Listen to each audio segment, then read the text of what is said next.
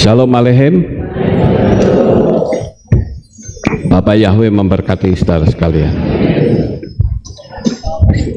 Pagi ini saya ingin menyampaikan satu materi, yaitu membangun jemaat di atas batu karang. Saya bisa minta tolong dibacakan Matius 16. Siapa yang mau?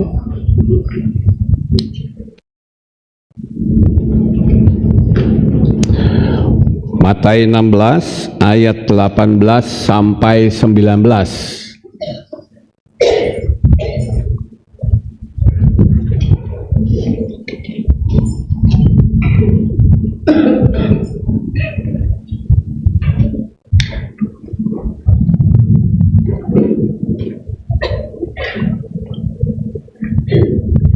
Matius 16 ayat 18 sampai 19. Dan aku pun berkata kepadamu bahwa engkau adalah Kefa, dan di atas batu karang ini aku akan membangun gerejaku, dan gerbang-gerbang alam maut tidak akan kuat menahannya. Dan aku akan memberikan kepadamu kunci-kunci kerajaan Syamaim, dan apapun yang engkau ikat di bumi akan terikat di Syamaim, dan apapun yang engkau lepaskan di bumi akan terlepas di Syamaim. Ya, firman Tuhan berkata bahwa Yesus akan membangun kehilatnya di atas batu karang. Apa maksud ucapan Yesus ini? Kita harus tahu, saudara, kita harus melihat apa yang dimaksud dengan batu ini. Karena di situ dikatakan, di atas batu karang ini aku akan membangun kehilatku, dan gerbang-gerbang alam maut tidak akan kuat menahannya. Kita lihat dari perspektif Ibrani. Saya ingin agar supaya kita paham apa yang dimaksud oleh Yesua dengan sebutan batu. Lalu kita cocokkan, apakah di dalam dunia Kristen pada umumnya itu mendirikan di atas batu? Nah, kita akan lihat, saudara. Di dalam kitab Devarim pasal 27 ayat 8 dikatakan, dan engkau harus menuliskan pada batu-batu ini. Itu semua perkataan Torah dengan jelas. Jadi yang dimaksud batu itu adalah, lu kok diam semua, adalah Torah, ya. Jadi yang disebut batu di sini adalah Torah. Jadi Yesus akan mendirikan kehilatnya di atas Torah, saudara. Ya, gulungan kitab itu sumbernya Torah yang ditulis di atas batu. Dan perlu saudara ketahui bahwa batu yang dimaksud di situ bukan batu cadas. Saya membaca di dalam kitab Hanok, itu masih bahasa Inggris ya, di bahasa Indonesia belum ada saya lihat. Ya, itu saya punya kitabnya, saudara. Itu batunya itu adalah batu onyx, ya, bukan batu karang seperti duplikatnya. Kalau duplikatnya dia pakai batu karang, tapi aslinya itu adalah batu onyx, ya. Kalau seringkali dipergunakan untuk apa namanya, akik, batu akik buat cincin, saudara. Nah, itu adalah yang dimaksud dengan batu. Perkataan Mose ini digenapi oleh Yesua sebagai Torah Chaim. Demikian juga saat Yesua berkata, di atas batu karang ini, tentu yang dimaksud bukan batu secara fisik, tapi Torah seperti yang ditunjuk oleh Mose. Jadi kita sekarang sudah tahu bahwa Torah itu adalah sumber dari seluruh aturan dari kitab suci, saudara. Perhatikan nubuat dari Nabi Zakaria di dalam kitab Zakaria 10 ayat 3 sampai 4, ya, dari kaum Yehuda akan muncul batu penjuru. Ini juga bicara tentang bangunan, ya. Coba dibacakan Zakaria 10 ayat yang ke-7. Zakaria 10 ayat 3 sampai 4. Murkaku menyala-nyala terhadap penggembala, dan aku akan memberi balasan terhadap kambing-kambing jantan, sebab Yahweh Tsebaot telah memperhatikan kumpulan ternaknya, yakni keluarga Yehuda, dan dia telah membuat mereka seperti kuda kebesarannya dalam peperangan.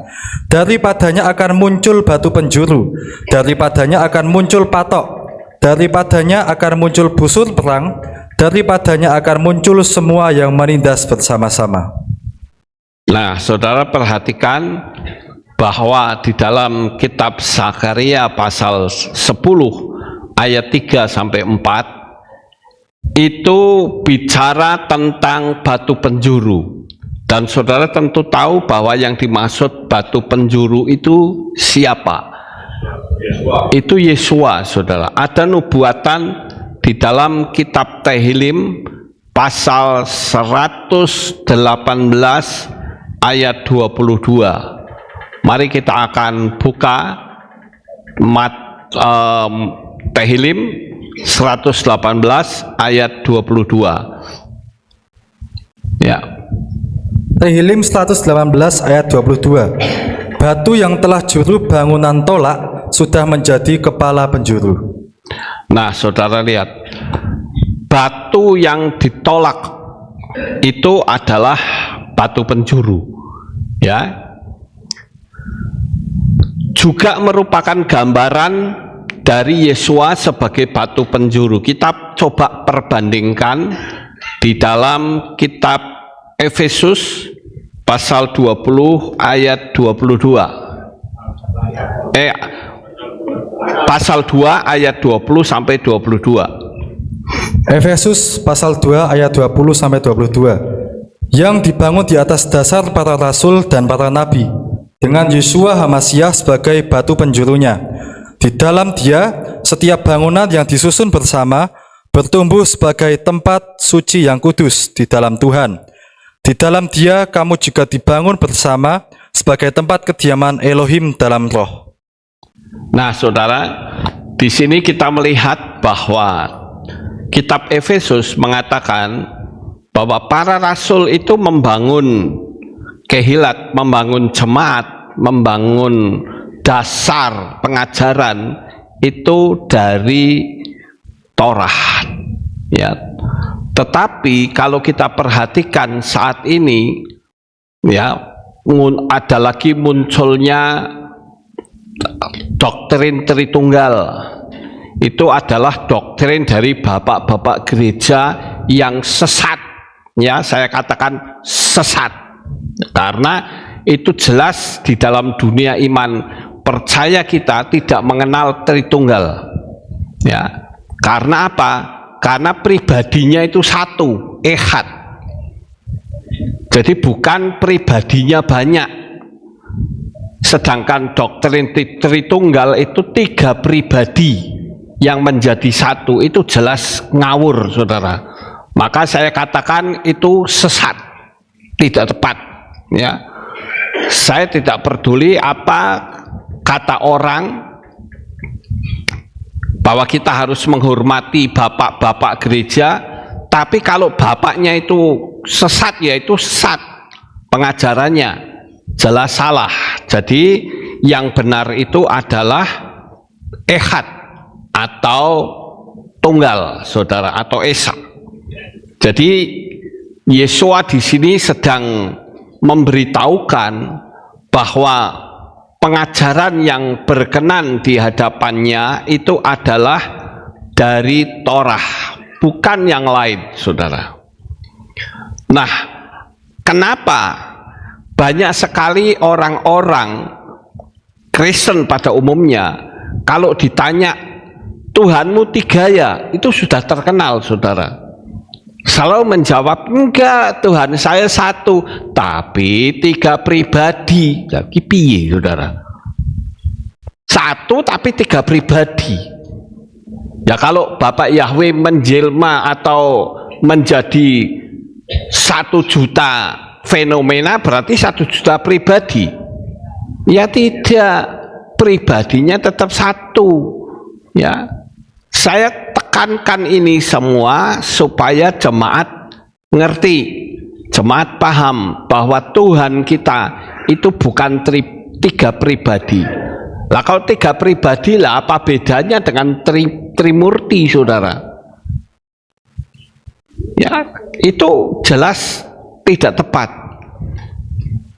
Pribadinya satu, tetapi dia bisa menjadi apa saja, bisa menjadi 1 juta fenomena.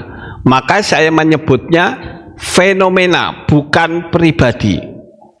Kalau menyebutnya pribadi itu sudah salah, saudara. Kalau dikatakan, lah itu buktinya Elohim, itu kan lebih dari 1, betul. Elohim itu artinya sesembahan yang satu, tetapi bukan bentuk numerik, saudara. Saya ambil contoh, misalnya kita di Magelang mengatakan di sini ada Yahweh. Saudara percaya kalau di sini ada Yahweh? Percaya. Tapi di Korea mengatakan di sini juga ada Yahweh. Kemudian di Cina, di Amerika juga mengatakan di sini ada Yahweh. Pertanyaannya, ada berapa Yahweh? Ya 1, saudara. Seperti saya gambarkan gini, kira-kira ya, gambaran corok gobloknya saja itu bulan. Saya melihat bulan kok kelihatan di sumur. Di sini ada bulan. Tapi orang di tempat lain mengatakan di sini juga ada bulan. Saya lihat di sumur, ya pantulannya kelihatan jelas. Kemudian di kota lain juga mengatakan saya juga ada melihat bulan. Pertanyaannya, ada berapa bulan? 1, saudara. Gampang sih saja nih. Ya, tapi diputar-putar sendiri oleh Tertullianus, sehingga ada ungkapan, oh Tuhannya orang Kristen itu 3. Wah, kita kebingungan, saudara. Kebingungan, jawab bagaimana, sehingga pakai model tubuh jiwa roh, ada garis segitiga. Kangelan, saudara. Yang jelas itu cara gampangnya itu Bapak Yahweh itu 1. Dia bisa menjadi 10, bisa menjadi 20, bisa menjadi 30, tapi pribadinya tetap 1, saudara. Masa kalah sama Sun Gokong yang bisa menjadi, kalau dikeroyok orang 50 dia bisa menjadi 50. Apakah ada 50 pribadi Sun Gokong? Tidak, pribadinya tetap 1, ya. Kita lihat lagi, di atas batu karang ini aku akan membangun kehilatku. Artinya adalah Yesua ingin membangun kehilat di atas Torah sebagai pondasi yang kuat dan tak tergoyahkan. Makanya kalau kita menganut Tritunggal, menganut paham Helenisasi, ya begitu, saudara. Makanya banyak sekali orang-orang yang katanya setia ke gereja tapi murtad. Coba saja saudara lihat di majalah mereka, saudara. Ada namanya majalah Sabilillah, ya. Itu isinya banyak kesaksian-kesaksian orang-orang Kristen, bahkan pendeta-pendeta yang keluar karena mereka tidak memiliki pengajaran yang murni dari pola Ibrani, tapi mengikuti polanya dunia ini sudah tercampur oleh Helenisasi. Pernah sekali waktu ada orang, ya, kalau tidak salah polisi, kan tiap Natal dia jaga gereja-gereja. Dia bertanya kepada saya, kenapa Pak Pendeta kok tidak Natalan? Saya katakan bahwa Natal itu tidak ada dalam kitab suci. Yang diperintahkan oleh Yahweh itu adalah 7 hari raya. Lalu saya tanya begini, menurut kebanyakan orang Kristen yang Anda tahu, kematian Yesua yang orang nyebutnya Yesus itu hari apa? Jumat, Pak. Baik. Sekarang bangkitnya kapan? Minggu, Pak. Bukan minggu. Minggu itu konangan bangkit. Sekarang hitunglah, Jumat mati, konangan bangkit hari Minggu pagi. Sudah 3 hari 3 malam apa belum? Belum. Lah kok dipercaya? Inilah pola Helenisasi, saudara. Pola yang sudah tercampur aduk, yang enggak jelas juntrungannya, ya. Saya katakan, kalau kita masih mengikut seperti ini, itu gampang sekali dimurtadkan. Coba saudara lihat orang-orang yang murtad, alasannya apa? Kan lucu alasannya, saudara. Lucu-lucu alasannya. Karena mereka tidak mengakar ke pola Ibrani sehingga sangat lemah. Tapi kalau kita yang mengakar ke Ibrani, tidak mungkin bisa murtad. Makanya saya katakan, ayo, sak pinter-pinternya orang, murtadkan saya kalau bisa. Enggak mungkin bisa, saudara. Karena saya ngerti prinsipnya itu kuat. Pola Ibrani itu sangat kuat prinsipnya. Bukan pola yang keluar dari jalur kitab suci, saudara. Saya katakan maaf, yang bertitel teologi mungkin agak tersinggung, saudara. Banyak orang-orang yang katanya pendeta-pendeta bertitel, salah semua. Dia katakan hari Jumat itu Paskah, Jumat Agung. Coba tolong tunjukkan dalam kitab suci ada kalimat Jumat Agung. Nggak ada, saudara. Lah kok dipercaya? Minggu katanya Paskah, lo kok dipercaya? Ini kan keluar semua.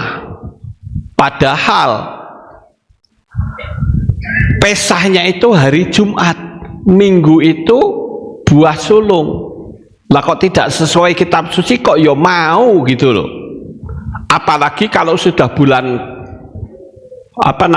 bulan Desember, pas perayaan Natal, ada Santa Claus yang naik rusa terbang. Nah, di mana di kitab suci? Sampai ada satu gambar Santa Claus pakai topi merah, kemudian ada anak kecil yang bertanya, "Where are you in the Bible?" Nggak ada, saudara. Sebuah pertanyaan singkat pendek, di mana kamu di kitab suci? Nggak ada. Terus ada pit hitam, mana ada, saudara. Ini kan melenceng semua karena tidak berdasar kepada Torah. Tapi kalau kita berdasar kepada Torah, akan sulit dimurtadkan. Sekalipun ada banyak tantangan yang menyerang kita. Saya ambil contoh misalnya seperti bangunan yang berada di atas batu dan bangunan yang di atas pasir. Itu bukan cuman berbicara tentang Torah, tetapi tentang kehidupan kita. Kalau kehidupan kita itu mendirikan iman atau rumah rohani itu di atas batu, mesti kuat. Ya, tapi kalau mendirikan rumah di atas pasir, ambruk, saudara. Nah, ini kan dua gambar ini kan menunjukkan yang satu kokoh, yang satunya ambruk, saudara.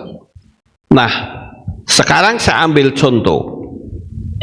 Misalnya saja ada pantai yang indah. Kira-kira kalau di situ didirikan rumah tanpa pondasi, sebagus apapun, saudara berani nempati? Tidak berani, ambruk, saudara.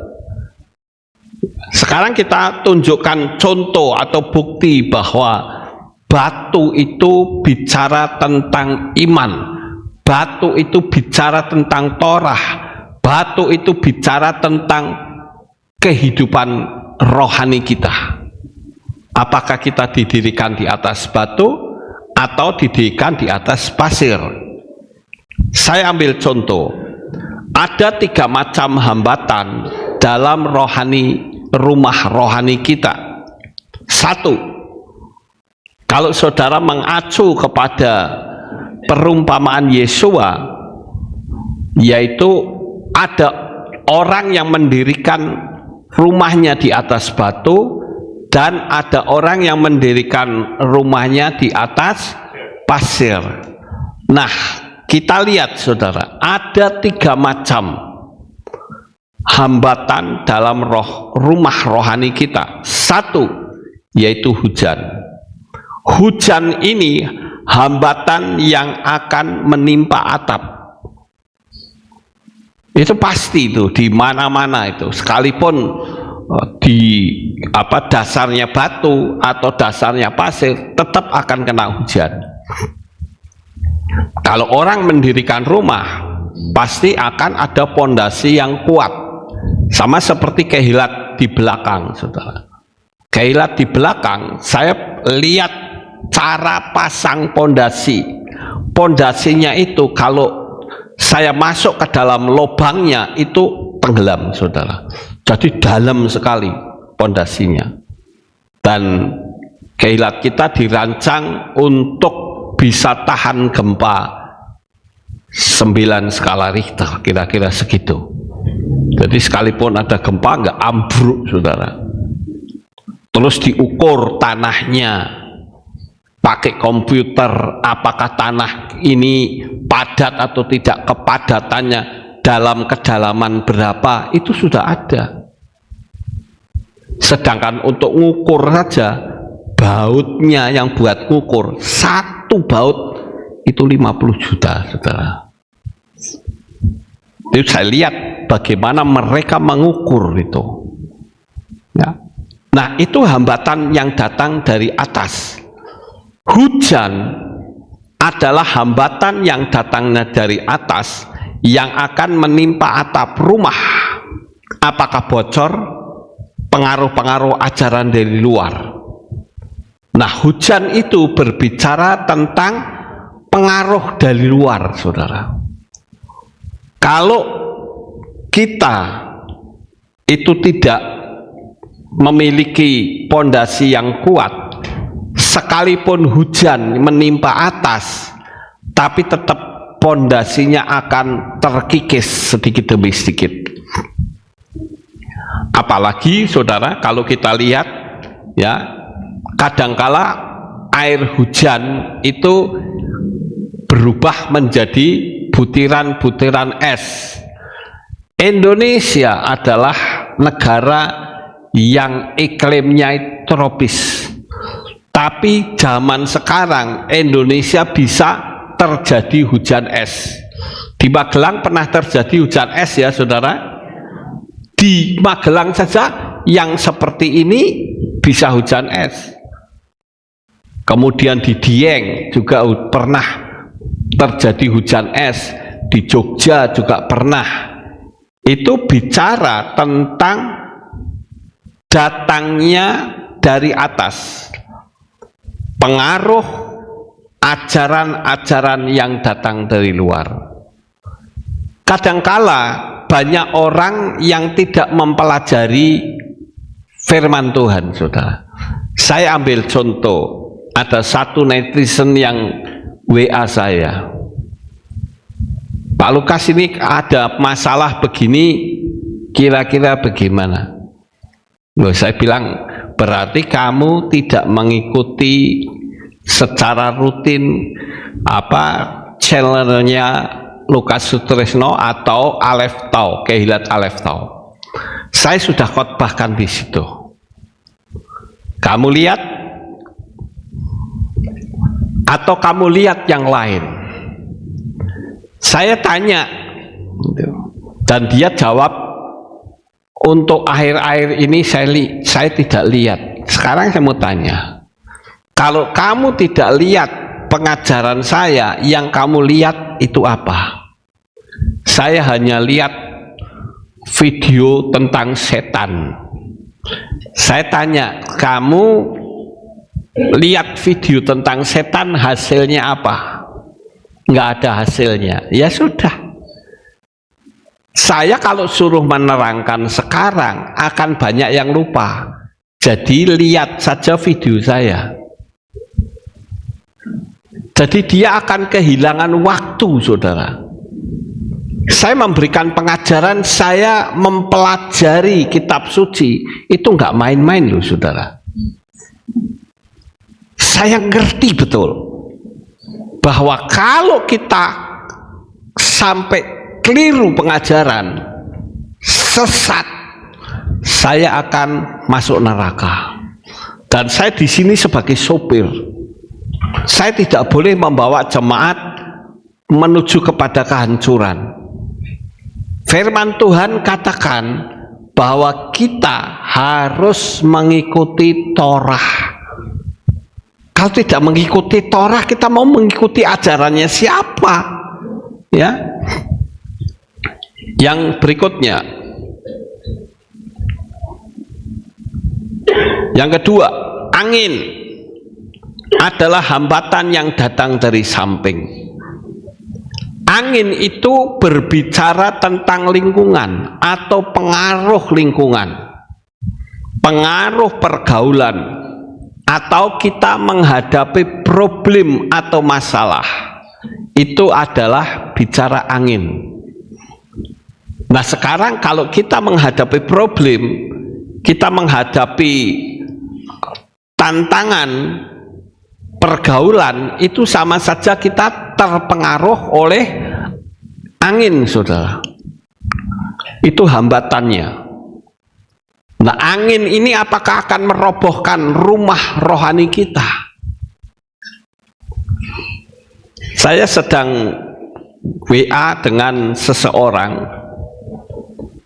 dia ini selalu omongnya negatif terus, dan bahkan dia nekat ngomong sama saya begini, aku sudah nggak kuat, aku tak nabrakkan kereta api saja, saya tak lari loncat di depan kereta api, mati-mati sekalian. Bagus ya, saya bilang, kamu sekarang nggak kuat, apakah kamu pikir dengan menabrakkan diri ke depan kereta api masalahmu selesai? Saya katakan tidak. Kamu mati dalam posisi pembunuh, dan pembunuh tidak mungkin masuk ke surga. Pembunuh itu masuk neraka. Lawang kamu kena masalah di dunia ini saja kamu tidak kuat, apalagi kalau sampai kamu masuk neraka. Dan di situ sifatnya bukan setahun 2 tahun, tetapi selamanya. Piye, saya bilang, kamu siap seperti itu? Dan saya katakan, kamu mau berada di luar negeri kek, mau berada di luar kota kek, tapi kalau pikiranmu masih negatif, jalan hidupmu akan sulit terus. Saya katakan demikian. Baru dia ngomong, iya Pak. Ya kalau iya Pak, dicoba. Pikiranmu berubah, Jangan negatif terus. Jangan nanti sebentar-bentar ngutuk, sebentar-sebentar ngutuk. Bagaimana orang bisa tertarik sama kamu, ngutuk terus begitu? Ya, coba kamu rubahi pola kehidupanmu. Jikalau lingkunganmu, pergaulanmu, problem yang kau hadapi itu ibarat seperti angin dan kamu punya pondasi yang kuat, kamu pasti tidak akan mudah goyah. Sedangkan orang yang suka ibadah di nama sesembahannya suku Quraisy, mereka katakan, ya daripada saya tidak ibadah, ya wes ibadah di sana saja Pak. Kalau mereka sebut A, saya nyebut Yahweh. Oh gitu. Berarti kalau gitu ya semua begitu saja. Kira-kira bisa apa tidak? Menurut saudara bisa enggak? Enggak bisa, saudara. Kita menggunakan rumah ibadah di tempat nama sesembahannya suku Quraisy dan nama Yunani itu sudah keliru. Contoh gampangnya saja, Yusuf dan Maria itu kan orang Ibrani. Apakah punya anak terus diberi nama Yunani? Itu jelas tidak mungkin, saudara. Orang Batak kawin sama orang Batak, anaknya nama Batak. Orang Cina kawin sama Cina, anaknya pasti nama Cina. Tidak mungkin orang Cina sama orang Cina anaknya nama Jawa, tidak mungkin, saudara. Yang benar mesti nama Cina. Ayo buktinya kayak Pak Lukas itu kan nama, bukan nama Cina, betul. Tapi yang bikinkan orang tua, dan saya pun tidak ngerti. Kalau Tuhan mana mau di situ, coba tunjukkan satu ayat yang mengatakan bahwa Tuhan itu bisa dipanggil dengan nama apa saja. Tunjukkan ayatnya. Jikalau ada, saya bertobat. Cari kalau ada. Enggak ada, saudara. Satu pun di seluruh ayat kitab suci yang jumlahnya ribuan, satu pun tidak ada. Nah ini kan kalau kita terpengaruh dengan lingkungan, ya karena saya kumpulnya sama mereka, ya sudah, saya untuk sementara tidak usah manggil nama Yahweh. Ini kan keliru. Justru kalau kita kumpul sama mereka, kita harus beritakan nama Yahweh biar mereka dengar. Coba saudara pikir, banyak sekali loh yang seperti itu. Waktu di Kehilat yo teriak-teriak nama Yahweh, tapi begitu sudah keluar tidak berani. Kok kecil amat nyalinya, malu. Nanti ada ayat yang mengatakan kalau kamu malu mengaku aku di hadapan manusia, aku pun malu mengaku kamu di hadapan Bapa. Gitu, saudara. Kita harus konsisten. Kenapa Anda harus malu? Yang dimalukan itu apanya? Kita harus bangga loh memiliki Bapa Yahweh. Amin. Loh, saya di mana-mana saya memberitakan nama Yahweh. Saya terlalu bangga. Saya bersyukur kepada Bapa Yahweh karena saya sudah terima Bapa Yahweh. Saya berpikir, aduh kalau saya dulu saya mati belum terima bagaimana?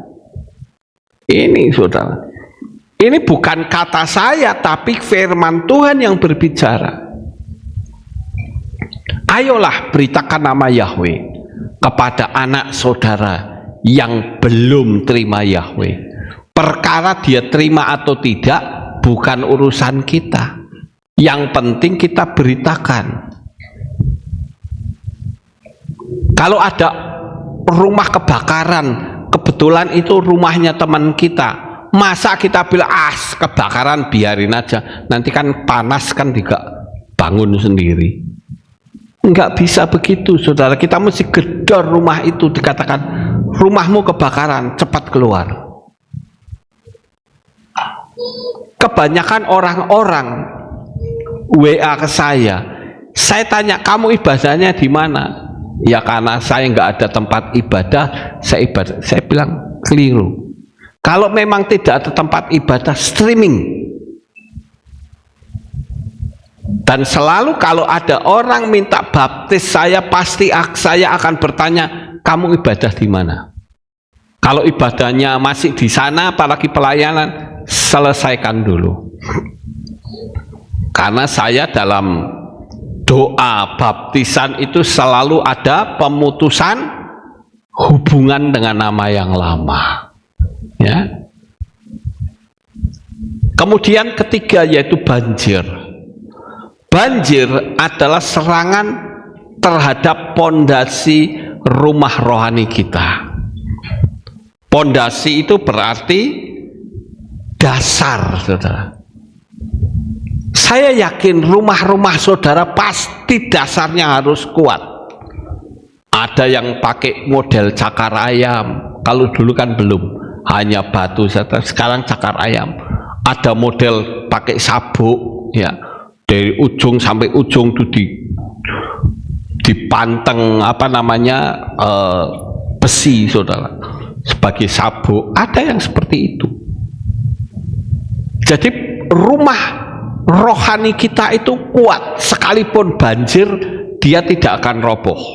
Sama seperti ini, semakin dalam pondasinya, semakin kokoh bangunannya dalam menghadapi bencana. Kalau saudara lihat di sini, rumah-rumah atau gedung-gedung yang tinggi itu pondasinya nggak main-main, loh, saudara. Pondasinya itu dalam dan lebar. Tidak mungkin pondasinya itu asal 1 meter gitu, tidak. Bangunan kayak gini, pencakar langit begitu, itu paling tidak 3 meter loh, dan lebar sekali.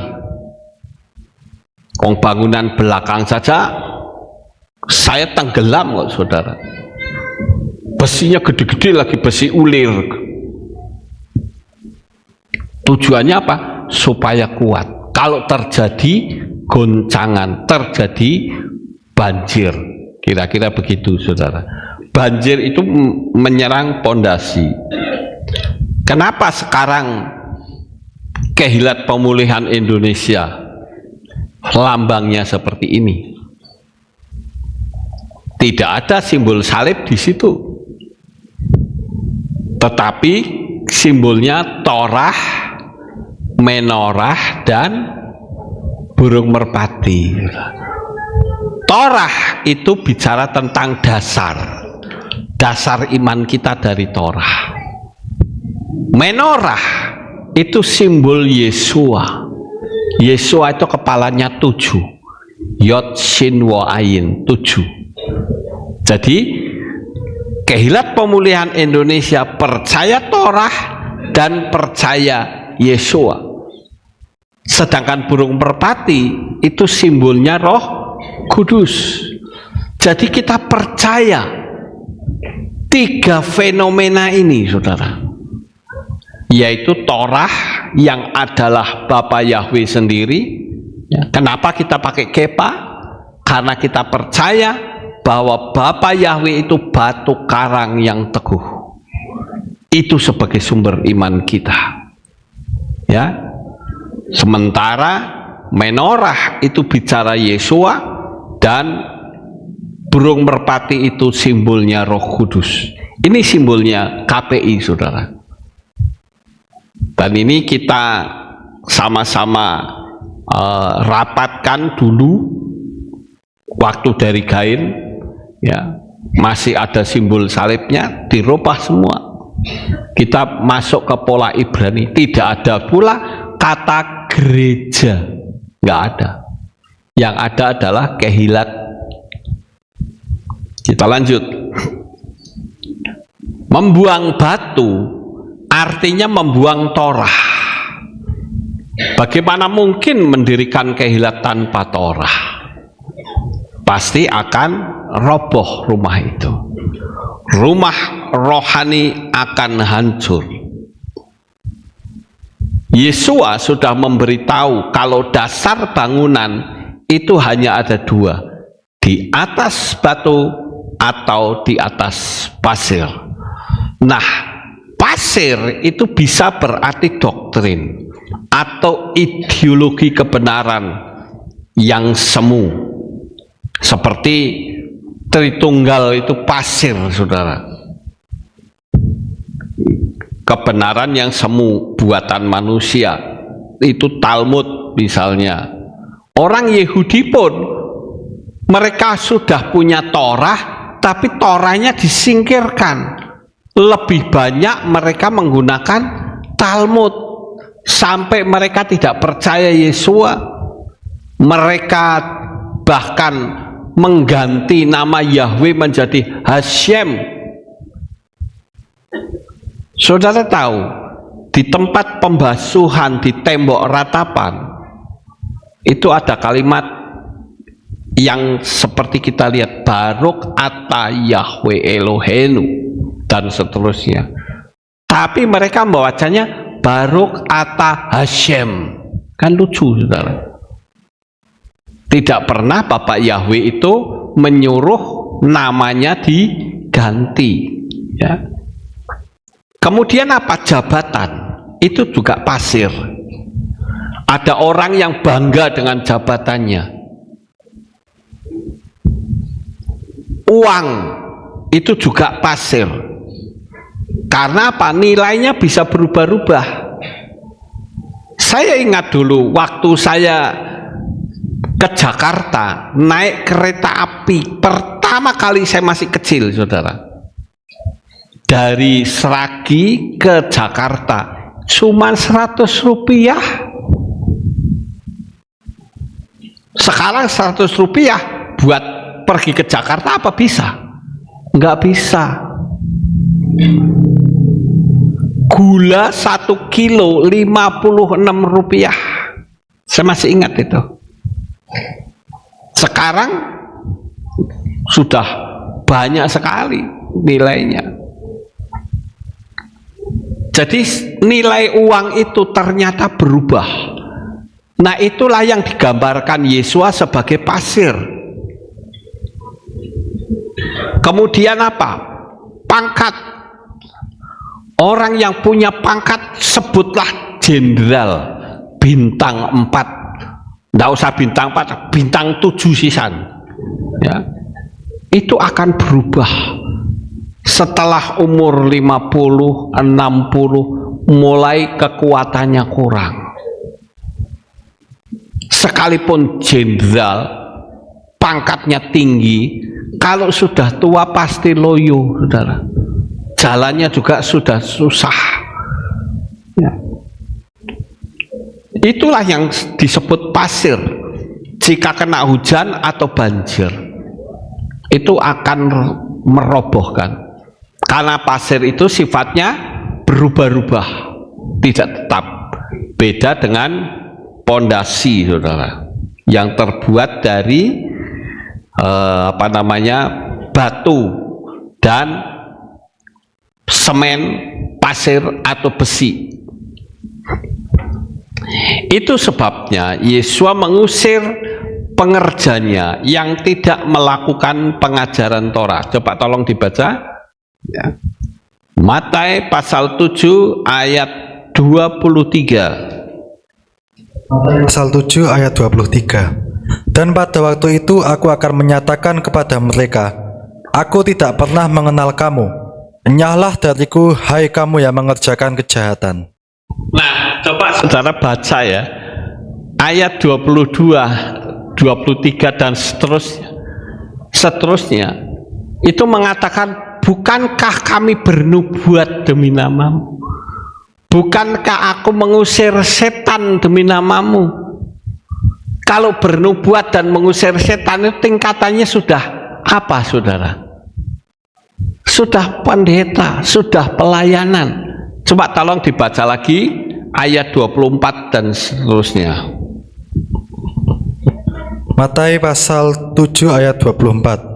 Oleh karena itu, setiap orang yang mendengarkan perkataanku ini dan melakukannya, aku akan menyamakan dia dengan seorang yang bijaksana, yang telah membangun rumahnya di atas batu karang. Dan turunlah hujan, dan datanglah banjir, dan bertiuplah angin, dan semua melanda atas rumah itu. Dan dia tidak runtuh karena dia telah difondasikan di atas batu karang. Nah, cukup. Saudara perhatikan, di situ langsung Yesua memberitahu tentang adanya dasar dari rumah rohani kita, batu atau pasir. Sekarang coba baca lagi ayat 22. Matius 7 ayat 22. Banyak orang akan berkata kepadaku pada hari itu, Tuhan, Tuhan, bukankah dalam namamu kami telah bernubuat, dan dalam namamu kami mengusir roh jahat, dan dalam namamu kami melakukan banyak mujizat? Sekarang saya mau tanya kepada saudara, orang yang seperti ini percaya Yesus atau tidak, saudara? Percaya bukan? Sekali lagi, orang ini percaya Yesus atau tidak? Percaya. Yesus adalah keselamatan. Amin. Kenapa di ayat itu mengatakan, ya, di ayat yang keberapa itu, 23, enyahlah dari hadapanmu kamu sekalian pembuat kejahatan. Jahatnya di mana? Ayo, saya mau tanya. Ya, jahatnya di mana? Wong dia mengusir setan demi nama Yesua kok. Jahatnya di mana? Tidak melakukan Torah, saudara. Saya ambil contoh seperti ini.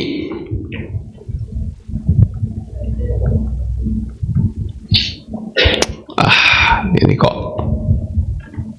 Nah, di Complete Jewish Bible ini saya motonya kurang lurus ya, saudara, agak kurang lurus. Nah, saudara perhatikan di situ ya, di ayat yang ke-23 ini kurang lurus ya.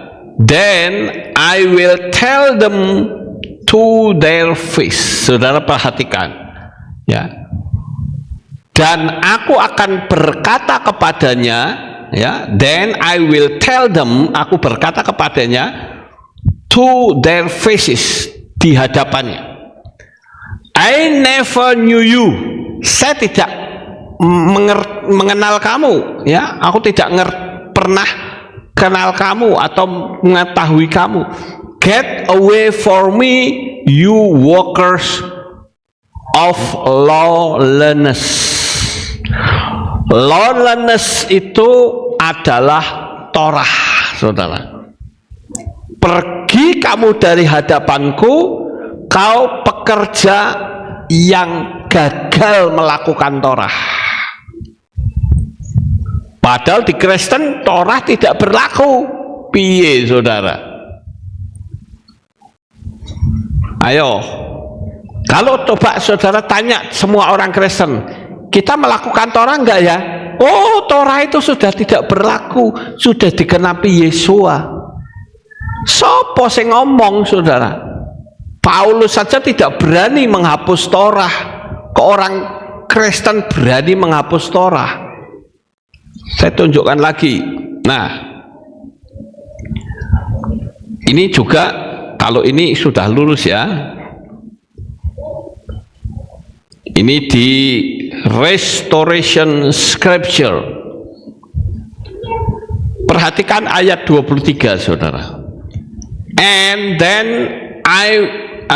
then will I profess to them, I never knew you, depart from me. Perhatikan, you that work Torah lessness, jelas lebih jelas lagi.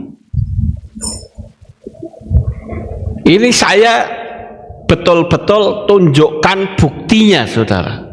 Bukan di model kitab LAI, bahkan ILT juga masih keliru.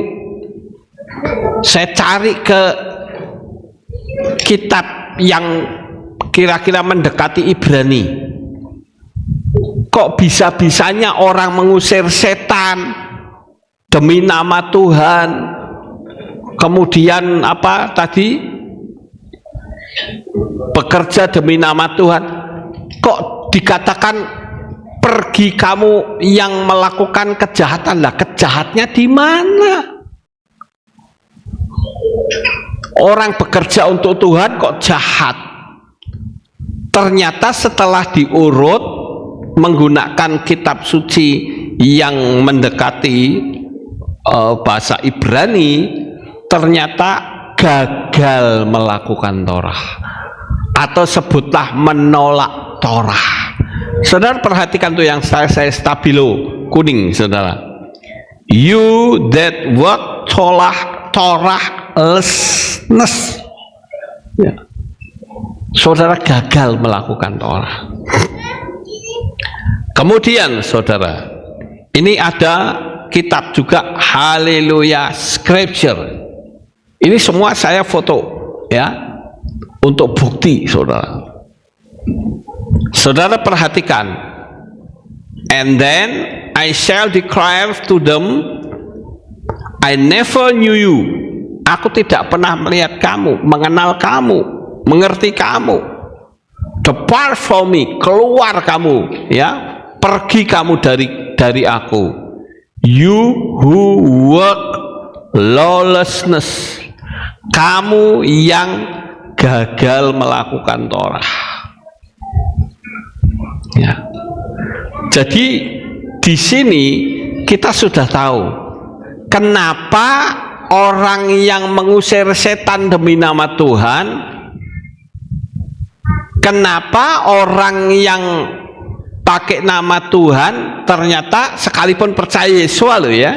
Tadi saudara sudah mengatakan sendiri bahwa orang itu adalah orang yang percaya Yesus. Lah kok ditolak? Lalu salahnya di mana? Salahnya adalah karena dia tidak melakukan Torah. Ya.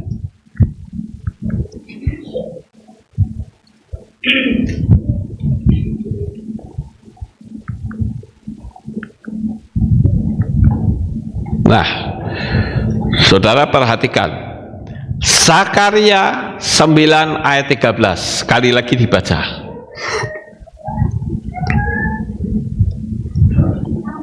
Zakaria 9 ayat 13.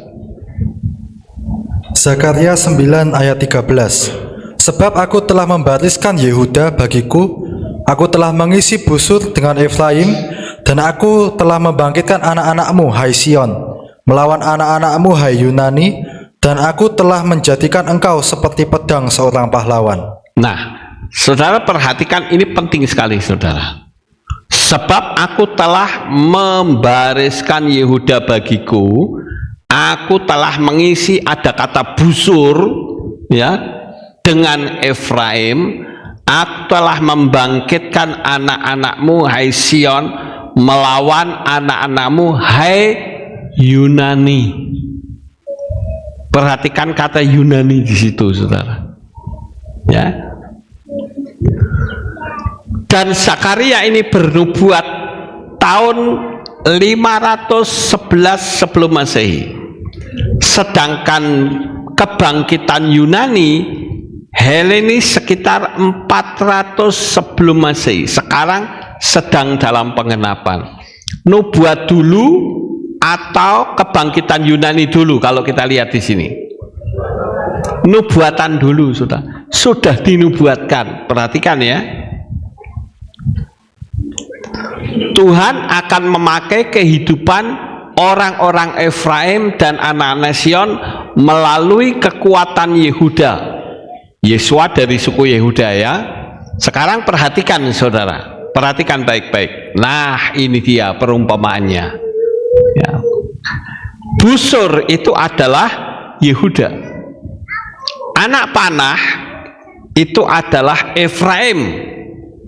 Yehuda sebagai kekuatannya, sedang Efraim itu pergi beserta anak-anak Sion melawan menghancurkan siapa? Anak-anak Yunani. Jadi pola Yunani itu kacau semua, saudara. Sudah jelas di situ. Ya, perumpamaan itu Yehuda itu sebagai kekuatannya. Yehuda itu siapa, saudara? Yesua sendiri. Bayangkan.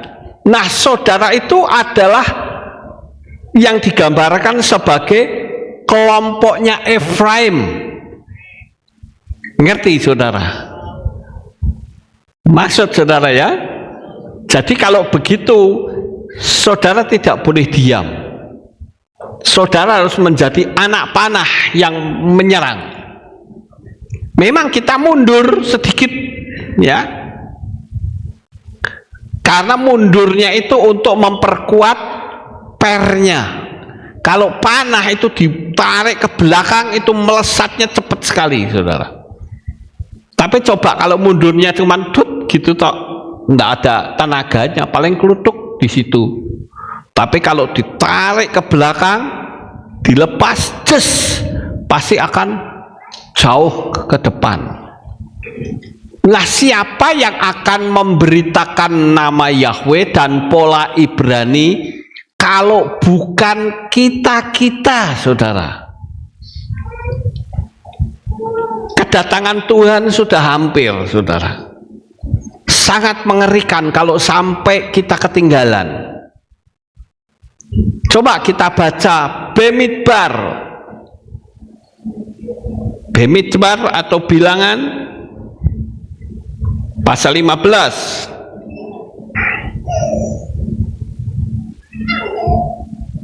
Ayat 15 sampai 16. Ayo baca.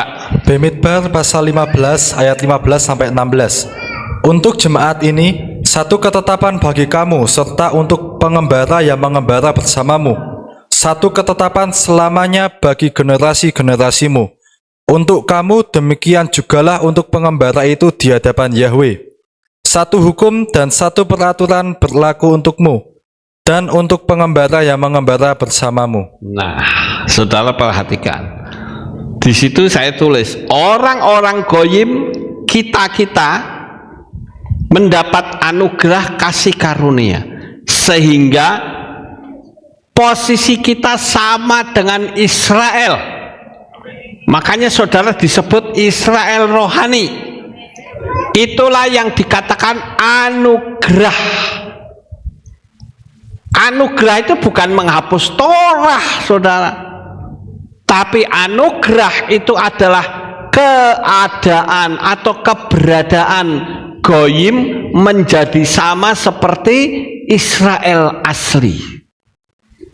Maka disebut, saudara disebut sebagai Israel rohani. Sampai di sini saudara maksud? Tetapi memiliki satu peraturan, yaitu Torah. Itu saya kutip ayat 16-nya, saudara. Ya, saya kutip 16-nya. Di situ ada kata Torah, Ahad, Umispat. Perhatikan ya, Torah dan Umispat. Mispatim, saudara. Yihyeh lakem welakir hagar itekem. Nah, sekarang saudara perhatikan. Nah, Torah itu adalah hukum atau ketetapan yang tidak bisa dirubah. Sama seperti Indonesia punya UUD 45. Undang-Undang Dasar 45 itu bisa dirubah atau tidak? Tidak bisa, saudara. Kira-kira gambarannya begitulah kira-kira, ya. Jadi Torah itu adalah hukum. Hukum itu ketetapan yang tidak bisa dirubah. Sedangkan peraturan itu di dalam bahasa Ibrani dikatakan mistahim. Mistahim itu bisa dirubah. Makanya saya berani mengatakan terjemahan LAI salah. Ngerti saudara? Sampai di sini tahu tidak? Saya berharap saudara bisa paham. Makanya saya ngomongnya pelan-pelan. Ya, Torah itu kukim, undang-undang dasarnya kira-kira. Ya, UUD 45 lah kira-kira begitu ya. Tidak bisa dirubah saudara. Sedangkan peraturan itu mistahim, itu yang bisa dirubah-rubah ya.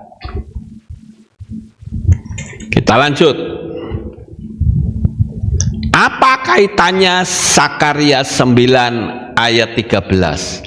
Satu kesatuan antara orang Israel atau anak-anak Sion dan orang-orang Goyim yang diwakili oleh kelompoknya Efraim akan menyerang pengaruh Yunani atau Helenisme melalui kekuatan Yehuda atau kekuatan Yesua Hamasyah, kekuatan akar Ibrani. Jadi Efraim itu melebur dengan bangsa-bangsa di luar Yehudi. Saudara maksud ini?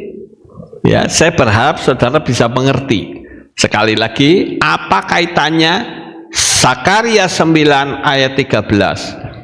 Suatu kesatuan antara orang Israel atau anak-anak Sion dan orang-orang Goyim atau Efraim yang menyerang pengaruh Yunani atau Helenisme melalui kekuatan Yehuda atau akar Ibrani. Kita sudah berakar Ibrani, makanya kita belajar saudara, belajar menggunakan pola Ibrani sehingga iman kita itu kokoh, dasarnya kuat, dasar batu karang yang teguh. Tapi kalau bukan pola Ibrani ya jelas keliru saudara. Nah, Efraim yang memimpin pemberontakan waktu Salomo mati sehingga kerajaan terbelah menjadi dua. Efraim mewakili suku yang terserak ke seluruh dunia dan bercampur aduk dengan Goyim. Goyim itu kita, Goy itu bangsa-bangsa saudara. Goy itu bangsa-bangsa, Goyim itu bangsa-bangsa ya. Kalau Goy itu bangsa ya. Jadi karena ada akhiran im itu jadi bangsa-bangsa. Kalau Goy itu bangsa ya. Ini simbol-simbol dari 12 suku bangsa Israel. Saya tidak menerangkan ini, akan lama saudara. Gerakan orang-orang Nasrani Goyim yang kembali ke akar Ibrani itu adalah arti dari Sakaria 8 ayat 23, untuk memulihkan hukum atau ketetapan yang sudah hilang bahkan ditolak oleh orang Kristen. Jadi akarnya dibelenggu, akarnya ditahan. Itu sebabnya saya mengatakan kalau kita tidak mengakar ke Ibrani tetapi kita mengakar ke Yunani, itu sama saja yang saya pernah khotbahkan, yaitu replacement theology, teologi pengganti saudara. Sekali lagi, ini bukan masalah gereja atau kehilat, tapi ini masalah keselamatan saudara. Tadi saya mengatakan, bukankah kamu mengusir setan demi namamu? Bukankah kamu bernubuat demi namamu? Saya tanya kepada saudara, orang ini kira-kira percaya Yesus atau tidak? Percaya. Loh kok ditolak? Ngerti saudara maksudnya?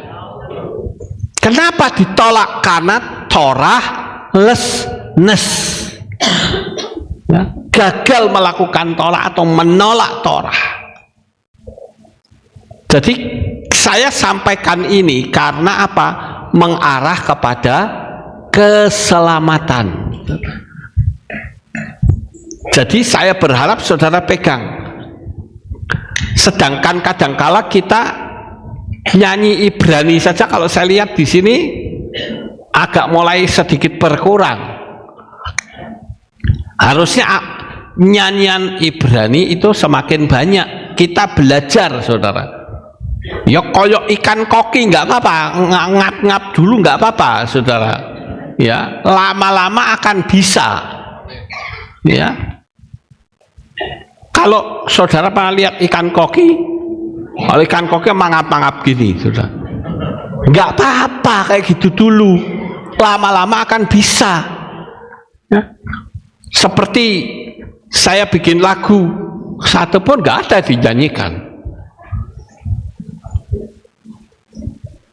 Kita lebih senang menggunakan lagu-lagu lama, padahal lagu-lagu baru kalau kita mau menyanyikan itu menarik, saudara. Tapi karena tidak dinyanyikan sehingga jadi asing di telinga kita. Kenapa lagu pertama itu jenglenya Alfa Alef Tau itu tidak hilang? Ada lagu Kubur yang Kosong, itu kan bagus, saudara. Bukan berarti tubuh Yesua dicuri oleh muridnya, kan gitu. Itu lagu enak loh, saudara. Sekalipun itu buatan AI, tapi kalau dinyanyikan terus-menerus itu bisa merasuk. Orang saja mengatakan itu lagu jingle siapa yang bikin? Saya katakan yang bikin AI, cuman teksnya saya yang bikin. Kok menarik ya Pak? Karena dinyanyikan terus. Makanya jinglenya tidak akan pernah saya rubah, hanya videonya saja yang dirubah-rubah. Kita belajar pola Ibrani, saudara. Sekali lagi, belajar pola Ibrani. Lah, iman kita kan nebeng imannya orang Ibrani, betul enggak? Lah kok lebih seneng lagu-lagu sing dulu-dulu, ya. Kita belajar sampai, ya saya katakan anak saya juga bikin lagu-lagu VAI itu juga enak-enak. Lagunya Pak Alfred Sanggeo itu juga enak-enak, betul gak, saudara? Kan lagunya Pak Bobi, ya, itu lagunya sukacita. Saudara masih ingat gak lagunya Pak Bobi? Lagunya apa yo? Hah? Kolane sama. Terus apa lagi? Yahweh, Yahweh, itulah namanya. Ya karena tidak dinyanyikan sehingga kita lupa.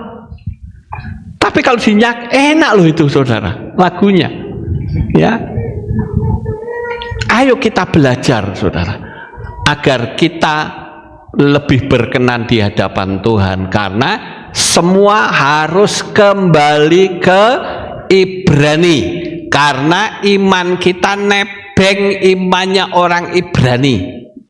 Orang Ibrani imannya kepada siapa, saudara? Kepada Yahweh dan Yesua. Kita juga harus mengikuti polanya, ya saudara. Itu alasan saya kenapa ayo kita belajar merubah lagu-lagu, ya. Usahakan lagu-lagu umum dikurangi sehingga kita tidak menjadi bahan kritikan yang habis-habisan di luaran, saudara. Di luaran itu kita sudah pola Ibrani tapi kritik habis-habisan. Saudara tahu sendiri, netizen itu kan kalau sudah di tangan mereka itu liar sekali, saudara. Kita dikritik habis-habisan loh. Saya lihat di TikTok, aduh, di Instagram. Ya sudahlah, suruh gimana lagi, saudara. Karena saya ingin supaya kita belajar. Ini saya katakan di sini. Orang yang sudah, sekali lagi ya, orang yang sudah percaya Yesua, bernubuat demi namanya, mengusir setan demi namanya, masih disingkirkan. Kira-kira ayat itu ayat sungguhan atau pura-pura, saudara? Kan sungguhan, saudara. Jadi ayat itu ayat yang betul-betul nyata. Saudara lihat saja tadi, ya, dikatakan Torahlessness. Jadi saya ingin kita terus belajar. Saya yakin saudara pasti bisa. Amin buat firman Tuhan. Sukses besar untuk saudara. Bapak Yahweh memberkati. Ayo kita berdoa. Kami mengucapkan syukur dan terima kasih kepadamu Bapa. Kami sudah mempelajari firman-Mu. Kami menyadari bahwa kami harus kembali ke akar Ibrani ya Tuhan. Kami sudah percaya kepadamu, kami sudah percaya kepada Yesua HaMasiah dan Roh Kudus atau Ruach HaKodes. Biarlah kami akan tetap konsisten untuk kita pegang kemuliaan Bapa Yahweh sampai Tuhan Yesua datang untuk yang kedua kali. Waktunya sudah tidak lama Tuhan. Biarlah Engkau akan bimbing kami untuk kami tinggal di dalam kekudusan-Mu. Di dalam nama Adonai Yesua HaMasiah kami sudah berdoa. Amin. Kita akan dengar pengumuman terlebih dahulu. Update News. Berikut kami sampaikan pengumuman minggu ini. Hadirilah hari raya yang ditetapkan oleh Bapa Yahweh, Hari Raya Yom Teruah atau peniupan nafiri pada hari Senin 22 September 2025 pukul 6 sore dengan tema Tahun Pefaf, Tahun Pertobatan, Pemulihan dan Penuaian Rohani melalui iman kepada Yesua HaMasiah. Bagi jemaat live streaming, saudara bisa menyiapkan apel dan madu untuk dimakan bersama sebagai simbol memasuki tahun yang baru dan manis. Mari bersama-sama ikut serta dalam Family Camp KPI dan KPF bersama Papi Lukas dan Pak Yesta Mulyanto pada tanggal 15 sampai 17 September 2025 di Nanda Navana Merbabu Camping Ground. Biaya pendaftaran sebesar Rp300.000 per orang, sudah termasuk makan, akomodasi, dan acara. Pendaftaran akan ditutup pada 10 September 2025 atau jika kuota 120 orang sudah terpenuhi. Untuk informasi lebih lanjut dan konfirmasi pembayaran, Bapak Ibu dapat menghubungi Bapak James di nomor 0812 2979 6778. Segera daftarkan diri saudara karena tenda terbatas. Mengajak seluruh pelayan Tuhan dari semua divisi untuk bersama-sama hadir dalam doa pelayan setiap hari Senin pukul 6 sore di Kehilat. Mari bersama-sama tetap nyalakan api roh kita untuk terus melayani Bapa Yahweh. Keluarga besar Kehilat Aleph Tau mengucapkan Yom Huledet Sameah bagi Bapak, Ibu, Saudara yang berulang tahun di bulan ini. Biarlah berkat, kelimpahan, kesehatan, damai sejahtera dan sukacita senantiasa melingkupi kehidupan saudara. Demikian pengumuman minggu ini. Sampai jumpa di Aleph Tau update news selanjutnya. Bapa Yahweh memberkati. Amin buat pengumumannya. Nah, hari ini adalah minggu pertama. Jadi saudara diberi kesempatan untuk memberikan korban tatangan bagi pembangunan Kehillat. Sekarang Kehillat kita sedang terus dibangun, saudara, walaupun dari ruangan yang kecil. Saya percaya pasti Kehillat kita selesai. Ya. Dan bagi saudara yang berulang tahun di bulan September ini, kita berdoa, kita akan sama-sama berdoa agar Tuhan memberikan kado istimewa. Siapa yang berulang tahun bulan September bisa maju ke depan, dan bagi yang tidak berulang tahun kita akan bangkit berdiri. Mari saudara yang berulang tahun bulan September, silakan maju ke depan.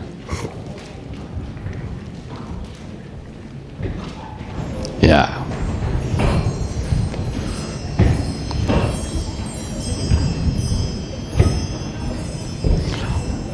Bapa Yahweh, kami datang menghampiri tahta-Mu yang kudus.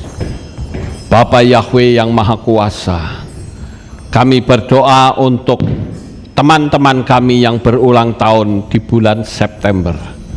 Kami mohon Bapa, baik mereka yang ada di sini maupun yang ada di rumah masing-masing, berkatilah mereka, berikan kado istimewa ya Tuhan. Kalau mereka yang masih sekolah, Tuhan berkati, beri hikmat akal budi, sehingga di sekolahnya menjadi anak-anak yang paling pandai. Terpujilah Engkau kekal selama-lamanya. Kami serahkan anak-anak-Mu di dalam tangan kuasa-Mu ya Bapa. Kami percaya Bapa Yahweh memberkati mereka dengan kado istimewa daripada-Mu. Lindungi mereka dari kuasa kegelapan, tutup bungkus dengan kuasa-Mu. Terima kasih Tuhan. Demikian juga anak-anak-Mu yang akan memberikan persembahan tatangan. Berkatilah mereka ya Tuhan, sehingga persembahan tatangan ini bisa dipergunakan untuk pembangunan Kehillat, dan sekarang masih terus berlangsung. Kami mohon supaya Bapa Yahweh memberkati pembangunan Kehillat ini. Terima kasih Bapa. Di dalam nama Adonai Yeshua HaMashiach, anak-anak-Mu sebentar akan pulang ke rumah mereka masing-masing. Jaga, lindungi, peliharakan mereka sampai di rumah dengan selamat. Pertemukan kembali pada jam-jam ibadah mendatang di dalam ikatan tali kasih-Mu. Terima kasih Bapa. Di dalam nama Adonai Yeshua HaMashiach kami sudah berdoa. Mari angkat tangan kita dan kita akan terima berkat Kohanim. Haleluya. Yefareka Yahweh wa yismereka.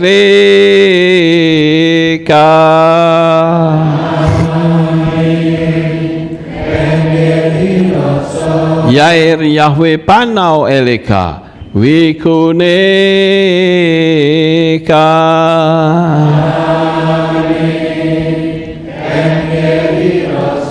Yisa Yahweh panau eleka we asem lecha shalom.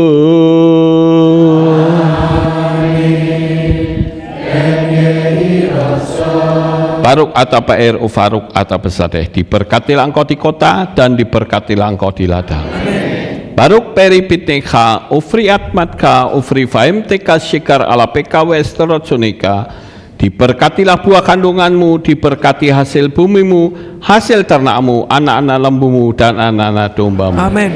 Baruk dan akha umi syartika, diberkatilah bakulmu dan tempat adonanmu. Amin. Baruk ata boboika ufaruk ata peseteka, diberkatilah engkau pada waktu masuk, diberkatilah engkau pada waktu keluar. Amin. Baruk ata Yahweh Eloheinu melek haolam, b'shem Yeshua HaMashiach waruach hakodes, kile olam faed. Kami sudah berdoa dan mengucap syukur. Haleluya. Amin.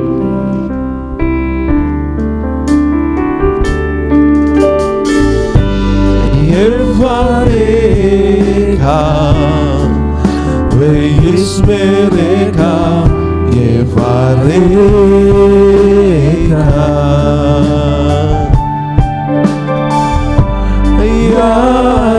Yahweh panau eleka wikuneka.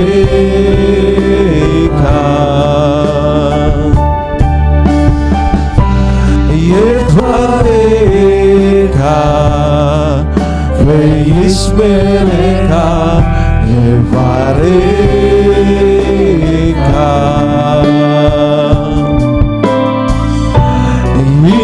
Isayawe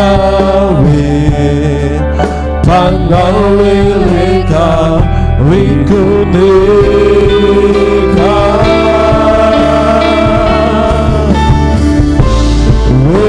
Assembleka Shalom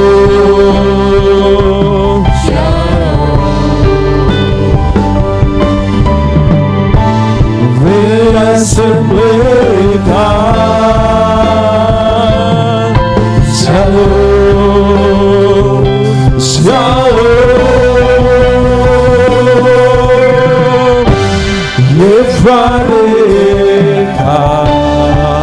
Veis mereka Yevareka. Selamat pulang Bapak Ibu, Bapak Yahweh memberkati. Tersenyumlah hai semua. Pujilah Bapa Yahweh yang Maha Kuasa. Terima kasih atas kehadiran Bapak Ibu Saudara sekalian dalam ibadah bersama kami di Kehilat Alef Tau Magelang. Doa saya Bapa Yahweh memberkati dengan kesehatan yang sempurna, damai sejahtera dan berkat materi yang semakin melimpah. Kami menunggu kembali kehadiran Bapak Ibu Saudara sekalian pada jam yang tersedia. Hari Sabat jam 5 pagi, hari Minggu jam 6 pagi, hari Rabu jam 6 sore. Siap sedialah sebagai mempelai Hamasiah untuk menyambut kehadiran mempelai pria kita yaitu Adonai Yeshua Hamasiah di awan-awan yang permai. Amen lehitraot. Shalom, sampai jumpa kembali.